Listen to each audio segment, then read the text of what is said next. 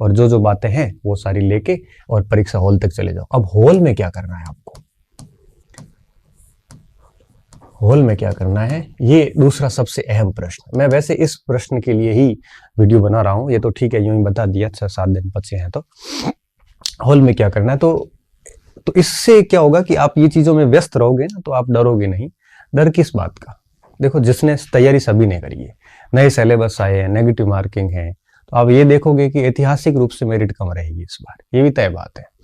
पूरा राजस्थान एक ही टाइप की पुस्तकें पढ़ रहा है, डरने की क्या बात है, ठीक है। जो आपकी नसीब में लिखा है वो मिलेगा।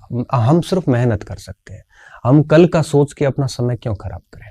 हम सिर्फ और सिर्फ आज पे ध्यान देंगे और रात को टारगेट लेके सो जाओ, सुबह उठोगे पूरा दिन उस टारगेट को पूरा करने में लगो। अपने आप को पढ़ाई में इतना बिजी कर लो कि दिमाग बाकी चीजें सोचा ही नहीं, आपका पूरा ध्यान इधर होना चाहिए, ठीक है। और प्रसन्न चित्त रहें, फालतू नेगेटिव चीजों से बहुत दूर रहें, क्योंकि आप जैसा सोचोगे ना वैसी घटनाएं घटित होना शुरू हो जाती है। आप अगर नेगेटिव सोचना शुरू करोगे तो सारे नेगेटिव हार्मोन्स एक्टिव हो जाते हैं और आपको फिर हंसने भी नहीं देंगे, बहुत परेशानी क्रिएट कर देते हैं। तो कोशिश ये करो कि इन सारी चीज़ों से दूर रहें और अपने परमात्मा माँ सरस्वती पे विश्वास रखें। आपने जिस लेवल की मेहनत की है आपको वो चीज़ें मिलेगी, आप यकीन रखिए अपने आप पे। और इस बात को मैं ऐसे हवाई नहीं बोल रहा हूँ, ये बहुत ही व्यक्तिगत अनुभव के बेस पे बोल रहा हूँ, ठीक है। आपने जिस लेवल की मेहनत की है, जिस ईमानदारी से मेहनत की है, आपको उतना मिलेगा। आप उन परिणाम को सोच के अपने आप को डिप्रेस ना करें, आप सिर्फ इतना ध्यान में लाएं कि मुझे परीक्षा तक अपना 100% देना है, कहीं कोई गुंजाइश कमी की नहीं रहनी चाहिए। बाकी क्या ज़्यादा सोचोगे तो रात को नींद नहीं आएगी वगैरह वगैरह।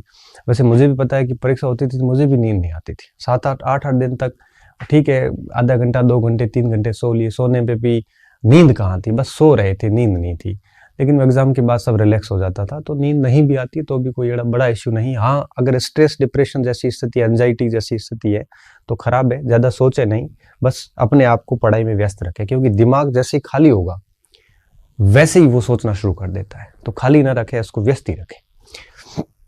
दूसरी बात है हॉल में आपका क्या व्यवहार होना चाहिए, ठीक है। हॉल में सबसे पहली बात, आप जितनी भी फॉर्मेलिटीज है वो हमार की, वो फॉर्मेलिटीज बहुत ध्यान से भरें, ठीक है, पूरा ध्यान रखें। फिर वापस आप मैसेज करोगे मुझे, सर मैंने रोल नंबर गलत भर दिए, सर मैंने फोटो का वो गलत भर दिया, सर मैंने ये गलत भर दिया। मैं कह रहा हूँ कि आप पूरा ध्यान से भरें, क्यों जल्दबाजी करते हो, फिर बहुत परेशानी होती है।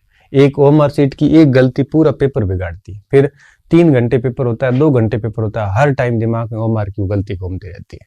इससे अच्छा है कि एक एक चीज को ध्यान देके भरो, ठीक है ना। अच्छा, यहाँ एक और बात बता रहा था, बच्चे कई सारे कंफ्यूज चल रहे थे कि नया बजट पढ़ना है कि नहीं पढ़ना है। नया बजट पढ़ने की आवश्यकता नहीं है। क्यों? क्योंकि अभी पेपर सेट है, ठीक है, वो जनवरी 15-10 जनवरी तक का पेपर आएगा, इससे ज़्यादा नहीं आएगा। तो ये जो नया बजट है इसको देखने की जरूरत नहीं है, नए आंकड़े काम के नहीं है, जो पुराने आंकड़े थे वही आपको याद रखने हैं, ठीक है। अगर ऐसा प्रश्न आ जाता है जो नए आंकड़ों के अनुसार आ जाता है तो डिलीट हो जाएगा। क्यों?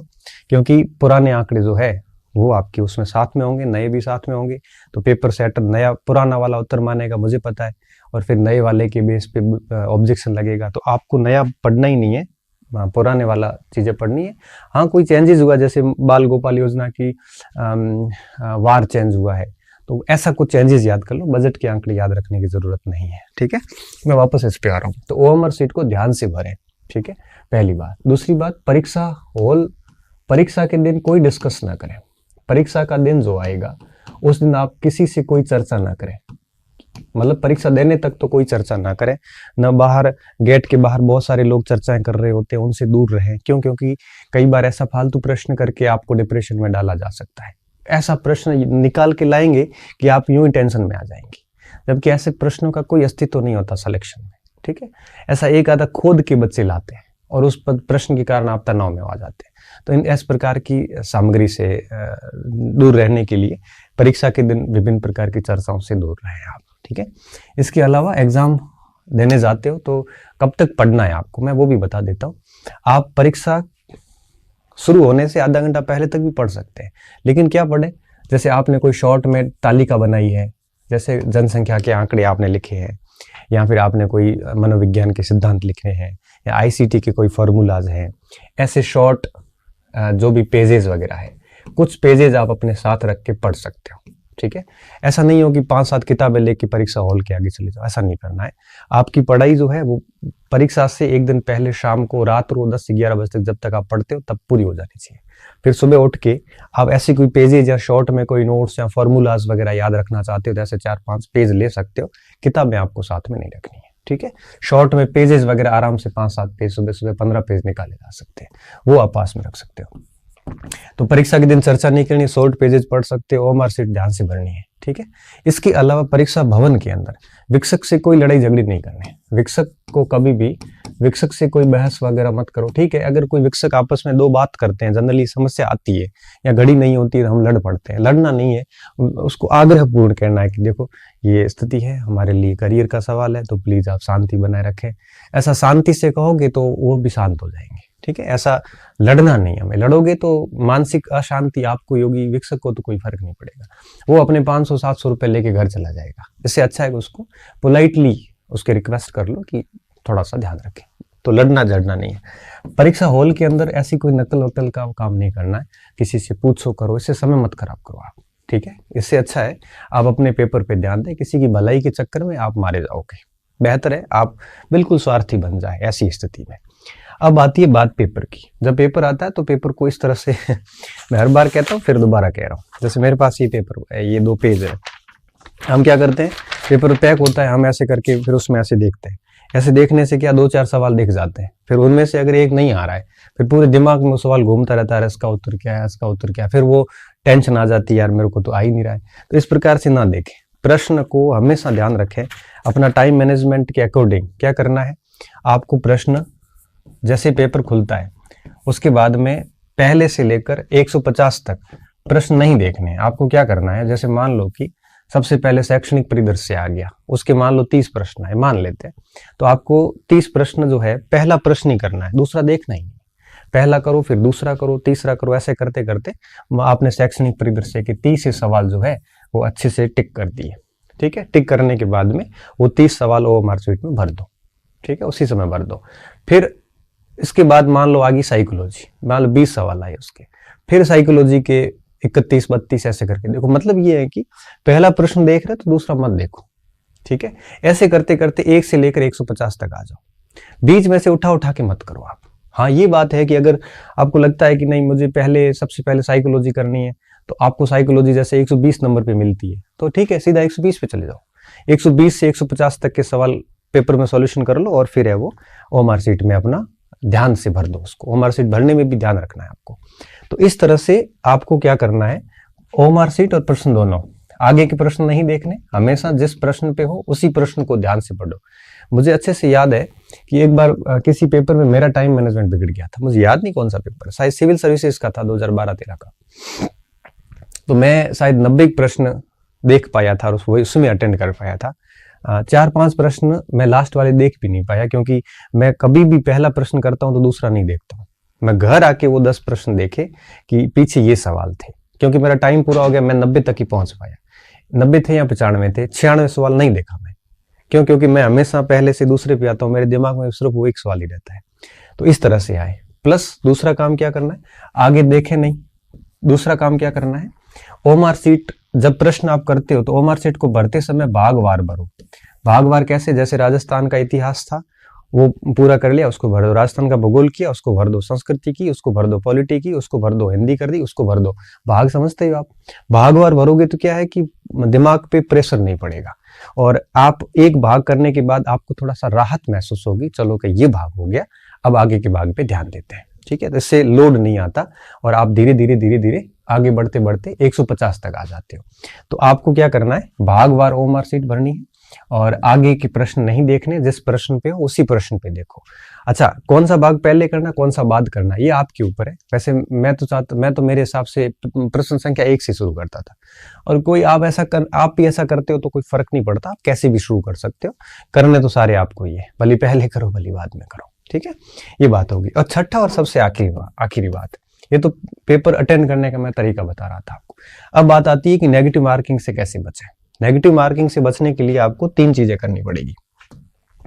नेगेटिव मार्किंग जो है, ये सबसे पहले किसी भी प्रश्न को आप कम से कम 3 से 4 बार पढ़ें। चाहे प्रश्न सरल हो चाहे हार्ड हो, 2 से 3 बार तो कम से कम पढ़ा ही पढ़े। प्रश्न को पढ़ने के बाद क्या पूछा है, नहीं पूछा है, या सत्य असत्य पूछा है, ठीक है, अगर ऐसा कोई पूछा है, क्या पूछा गया है, उस कथन को बोल्ड करें ऐसे कि ये क्या पूछ रहा है। क्योंकि प्रश्न को 3-4 बार पढ़ने के बाद में प्रश्न की जो निकष है, मेन क्रक्स है, उसको बोल्ड करें, तो आपको पता चलेगा कि ये क्या कहना चाह रहा, ताकि आप प्रश्न को पढ़ने में गलती ना करो। अक्सर बच्चे यहाँ गलती करते हैं। अब प्रश्न को 3-4 बार पढ़ने के बाद में एक काम ये भी करना है कि प्रश्न को दोनों भाषाओं में पढ़ें, ठीक है, अंग्रेजी में भी देखें, क्योंकि कई बार प्रश्न समझ में नहीं आता तो इंग्लिश की टर्म्स आपको समझ में आ जाती है। तो अंग्रेजी और हिंदी दोनों में प्रयास करें कि प्रश्न को पढ़ें, ठीक है, और उसके बाद में सत्य असत्य नहीं है, क्या पूछा है वो कर दे ब्लॉक। उसके बाद में कोशिश ये करें कि जो प्रश्न है उसके चारों ऑप्शन के ऊपर आपका प्रवेश पत्र रख लें, ठीक है, और प्रश्न पढ़ने के बाद उत्तर निकालने की कोशिश करें। याद करें, अगर उत्तर दिमाग में सीधा ही आ जाता है और ऑप्शन वो पढ़ा है तो ठीक है, कर लो उसको। अगर ऑप्शन याद नहीं आ रहा है तो फिर आप वो 4 ऑप्शन को देखें प्रवेश पत्र हटा के, और उसके बाद में एलिमिनेट करें, ठीक है। उसके बाद में क्या करें, एलिमिनेट करें। एलिमिनेट कैसे करना, जैसे मान लो ए बी सी और डी, अगर सीधा उत्तर आ जाता तो सीधा कर दो, नहीं तो सीधा आने तो भी आप ये करो, जैसे सी हो नहीं सकता, ये डी हो नहीं सकता, ए हो नहीं सकता, फिर बी कर दो। इसे कहते हैं 3 विधि, इस विधि को कहते हैं एलिमिनेट विधि। ये 3 एलिमिनेट करके चौथा उत्तर अपने आप निकल गया। इसमें क्या होता है, कॉन्फिडेंस आता है। आप एक सवाल ऐसा करके जब दूसरा करोगे ना, तो अंदर से एक अलग टाइप की फीलिंग आती है कि चलो पहले वाला मेरा सही हो गया, चाहे वो गलत हो रहा है, फिर भी आपको अलग से कॉन्फिडेंस, अंदर से गजब तरीके का कॉन्फिडेंस आता है। तो हर प्रश्न को इस टाइप से करो आप, ठीक है, एलिमिनेट विधि। और अब देखो, तो नेगेटिव मार्किंग से बचने का एक ही तरीका है, प्रश्न को 3-4 बार पढ़ो और हिंदी और अंग्रेजी दोनों भाषाओं में पढ़ो, और साथ में एलिमिनेट ऑप्शन रखो। आप पहले ऑप्शन देखो ही मत, ऑप्शन नहीं देखे, प्रश्न पढ़ा 2-3 बार, सीधा उत्तर सोचो, अगर आ रहा है उसमें है तो उसके बाद में 3 ऑप्शन एलिमिनेट करके जो आपके दिमाग में आया फाइनली वही कर लो आप। अगर आपको ऑप्शन बिना देखे उत्तर नहीं आ रहा है तो पेपर हटाओ और चारों ऑप्शन को एलिमिनेट करके इस तरह से उत्तर निकाल दो। आप पहले से लेके लास्ट तक ऐसे ही चलो, ठीक है। और सबसे खास बात, अगर चारों विकल्प नहीं आ रहे हैं, अगर चारों विकल्प नहीं आ रहे हैं, एक भी एलिमिनेट नहीं हो रहा है आपसे, तो फिर उस प्रश्न को आप रेड गोला कर दो, उस पे समय बार बार खराब ना करो। क्यों? क्योंकि उस प्रश्न पे ऐसे असभ्य तुक्के मत लगाओ। आप लोग क्या करते हैं, कई बार ऐसे देख के कर लेते हैं कि बस हो जाएगा, ऐसे 3-4 सवाल आप करके आते हो, ये तो फिर वही है कि आप अपना ही नुकसान कर रहे हैं, ठीक है। अगर आपको 3 विकल्प नहीं आ रहे, मतलब इनमें से एक ही एलिमिनेट हो रहा है, 3 का आपको कोई पता नहीं है, देखो 4 ही एलिमिनेट नहीं हो रहे हैं तो बिल्कुल छोड़ दो।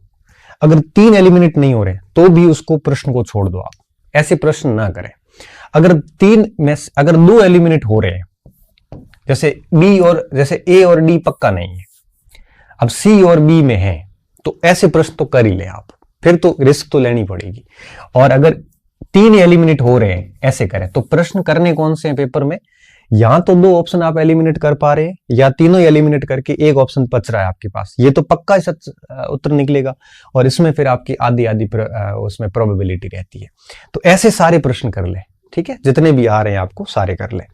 तो इस तरह से तुक्के में भी थोड़ा सा ध्यान रखें कि अगर 2 ऑप्शन कंफर्म हो आप कि नहीं है यहाँ, तो वो कर लो। अच्छा, ऐसा कोई प्रश्न जो आपने कभी सुना ही नहीं है, तो जब प्रश्न ही नहीं सुना है तो आप एलिमिनेट कर ही नहीं पाओगे, ऐसा प्रश्न कभी अटेंड ना करें। देखो, वहां पे इमोशंस से ना सोचें, या दिमाग का काम लें। अगर आप दिल से करोगे, भावनाओं में बह के उत्तर निकालोगे, तो फिर आप 10-15 गलतियां कर दोगे, और चयन होने में और फेल होने में सिर्फ इतना ही फर्क होता है, ठीक है। तो इस प्रकार की गलती ना करें, एलिमिनेट मेथड हमेशा अपनाएं, क्योंकि इसमें जल्दबाजी की कोई गुंजाइश नहीं रहती। अंग्रेजी और हिंदी दोनों में पढ़े, चाहे आपको इंग्लिश नहीं आ रही तो भी पढ़े, क्योंकि नोट तो नजर में आएगा कम से कम।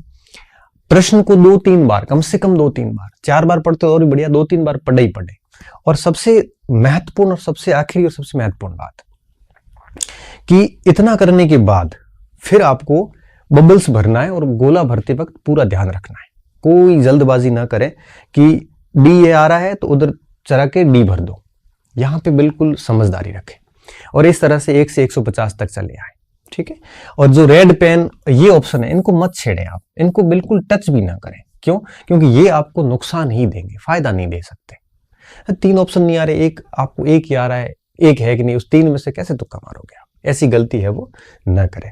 और सबसे एक महत्वपूर्ण बात मैं और बताना चाह रहा था, जैसे कोई सन पूछा गया है, ठीक है, सन पे कभी तुक्का ना मारे, क्यों? कोई पता नहीं।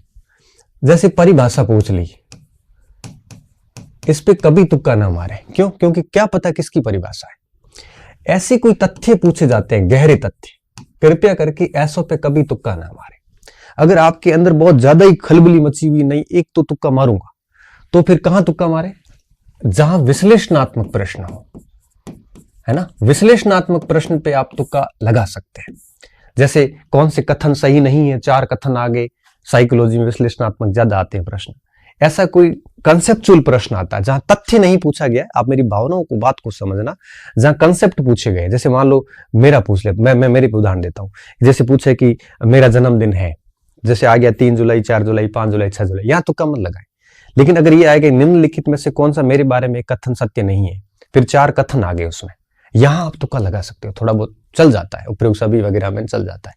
लेकिन इस स्थिति में तो कभी तुक्का ना लगाए, विश्लेषणात्मक में लगाया जा सकता है तुक्का, ठीक है। और वो भी कब? जब आपको लगता है कि ठीक है 1-2 ऐसे कर लेते हैं तो करना, अदरवाइज नहीं करना, ठीक है। इन बातों का पूरा ध्यान रखोगे तो मैं दावे के साथ कह सकता हूं कि आपका पेपर बहुत बढ़िया जाएगा, ठीक है।